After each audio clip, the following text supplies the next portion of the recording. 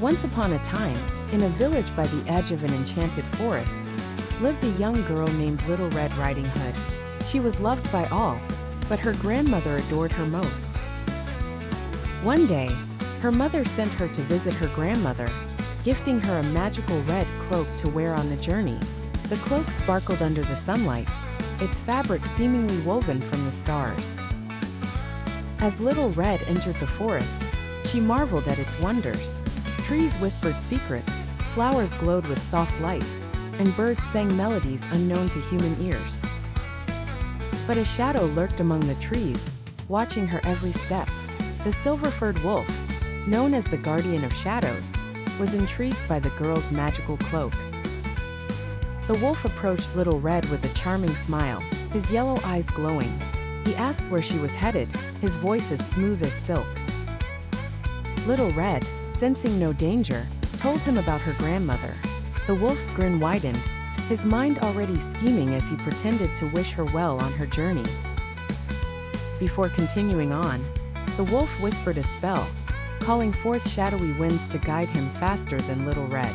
With the cloak's magic scent in his nose, he dashed through hidden pathways known only to him. Little Red continued along the path, but she soon encountered a tiny, shimmering forest fairy. The fairy warned her, "Beware of the shadows that walk with eyes that shine." With a wave of her hand, the fairy gifted Little Red a handful of enchanted berries that would protect her if she ever felt in danger. The wolf arrived at the grandmother's cottage, finding her outside gathering herbs.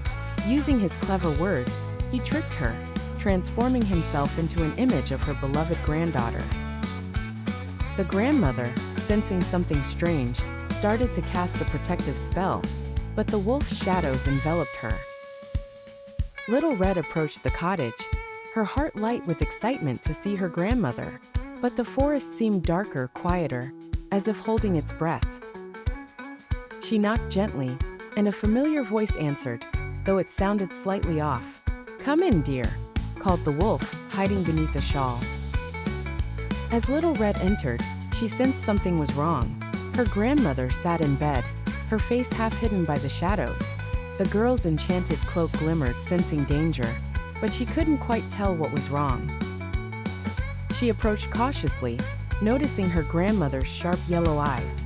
"Grandmother, what big eyes you have!" Little Red exclaimed, trying to push down her growing unease. "All the better to see you with, my dear," replied the wolf, suppressing a grin. Little Red's heart began to race, but she stayed still, hoping her instincts were wrong.